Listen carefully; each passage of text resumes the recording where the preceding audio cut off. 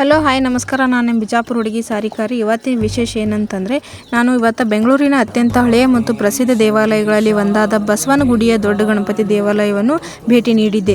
ಈ ದೇವಾಲಯವು ಬೆಂಗಳೂರಿನ ನಿರ್ಮಾತ ಮಾಗಡಿ ಕೆಂಪೇಗೌಡರು 16ನೇ ಶತಮಾನದಲ್ಲಿ ನಿರ್ಮಿಸಿದರು ಎನ್ನಲಾಗುತ್ತದೆ.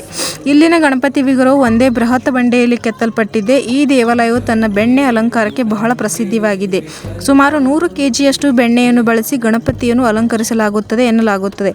ಇನ್ನೊಂದು ಏನು ಪ್ರಸಿದ್ಧ ಎಂದರೆ, ಪ್ರತಿ ವರ್ಷ ಕಾರ್ತಿಕ ಮಾಸದ ಕೊನೆಯ ಸೋಮವಾರದಂದು ಬಸವನಗುಡಿಯಲ್ಲಿ ಅತ್ಯಂತ ವೈಭವದಿಂದ ಕಡಲೆಕಾಯಿ ಪರಿಷೆಯನ್ನು ನಡೆಯುತ್ತದೆ.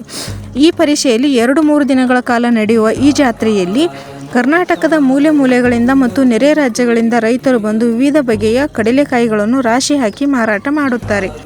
ಈ ಕಡಲೆಕಾಯಿ ಪರಿಷೆ ಯಾಕೆ ನಡೀತಿತ್ತು ಅಂತಂದ್ರೆ, ಹಳೆಯ ನಂಬಿಕೆ ಪ್ರಕಾರ ಆ ಭಾಗದ ಬೆಳೆಗಳನ್ನು ಬಸವಣ್ಣ ಬಂದು ತಿನ್ನುತ್ತಿದ್ದಂತ. ಅದನ್ನು ತಡೆಯಲು ರೈತರು ದೇವರಿಗೆ ಮೊದಲ ಫಸಲು ನೀಡಬೇಕು ಅಂತ ಹೇಳ್ಬಿಟ್ಟು ಹರಕೆಯನ್ನು ಹೊತ್ತು ಅದನ್ನು ಕಂಟಿನ್ಯೂ ಮಾಡಿದರು. ನಂತರ ಪ್ರತಿ ವರ್ಷ ಈ ಆಚರಣೆಯನ್ನು ಕಂಟಿನ್ಯೂ ಮಾಡಲಾಯಿತು.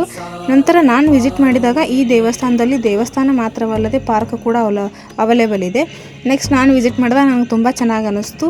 ದೇವ್ರು ನಿಮಗೂ ನಮಗೂ ಚೆನ್ನಾಗಿಟ್ಟಿರಲಿ ಅಂತ ಕೇಳ್ಕೊಂಡಿದ್ದೀನಿ. ಈ ಒಂದು ವಿಷಯ ನಿಮಗೆ ಇಷ್ಟವಾದರೆ ಲೈಕ್ ಕಮೆಂಟಲ್ಲಿ ತಿಳಿಸಿ.